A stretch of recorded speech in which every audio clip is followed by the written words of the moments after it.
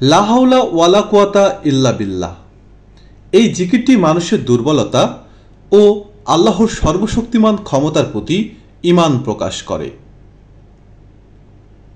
এটি কঠিন পরিস্থিতিতে, দুশ্চিন্তায় বা কোনো কাজ শুরুর আগে পড়া হয়, যা মুমিনকে আল্লাহর উপর ভরসা করতে উৎসাহিত করে।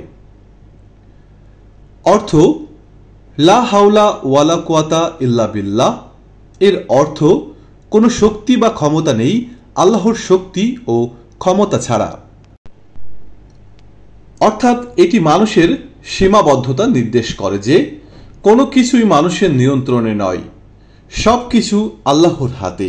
এই কথার মাধ্যমে একজন মুমিন স্বীকার করে যে সকল শক্তি ও সাফল্যের উৎস একমাত্র আল্লাহ তাআলা রব্বুল আলামিন। এই জিকির মানুষকে আল্লাহর প্রতি নির্ভরশীল হতে শেখায় এবং তার কাছে সাহায্য প্রার্থনা করতে উৎসাহিত করে। লা হাওলা ওয়ালা কুওয়াতা ইল্লা বিল্লাহ এর ফজিলত। হাদিসে এই জিকিরের গুরুত্ব ও পুরস্কার সম্পর্কে বর্ণনা পাওয়া যায়। আবু মুসা আল আশআরী রাদিয়াল্লাহু তাআলা থেকে বর্ণিত, মহানবী সাল্লাল্লাহু আলাইহি সাল্লাম বলেছেন, যে ব্যক্তি লা হাওলা ওয়ালা কুওয়াতা ইল্লা বিল্লাহ পড়ে তা জান্নাতের ধন সম্পদের মধ্যে একটি। এই জিকিরের ফজিলতের মধ্যে রয়েছে ১. গুনাহ মাফ।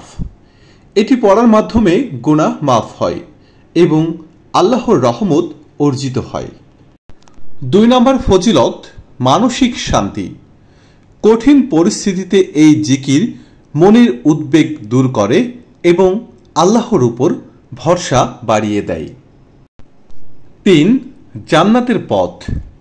হাদিস অনুযায়ী এটি জান্নাতে প্রবেশের একটি মাধ্যম। ৪ নম্বর ফজিলত, সুরক্ষা।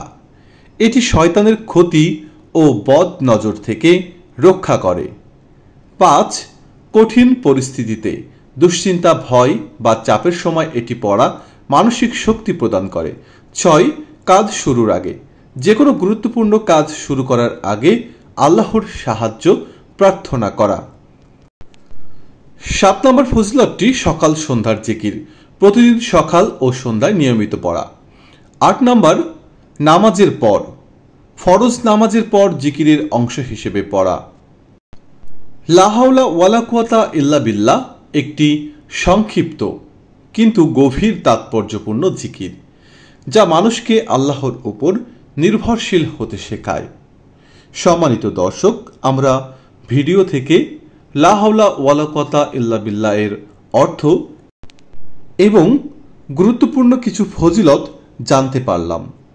প্রিয় দর্শক, আরও নতুন কিছু ভিডিও পেতে আমার চ্যানেলটিকে সাবস্ক্রাইব করে না থাকলে দয়া করে চ্যানেলটিকে সাবস্ক্রাইব করুন এবং পাশে থাকা বেল আইকন বাটনটিতে ক্লিক করুন।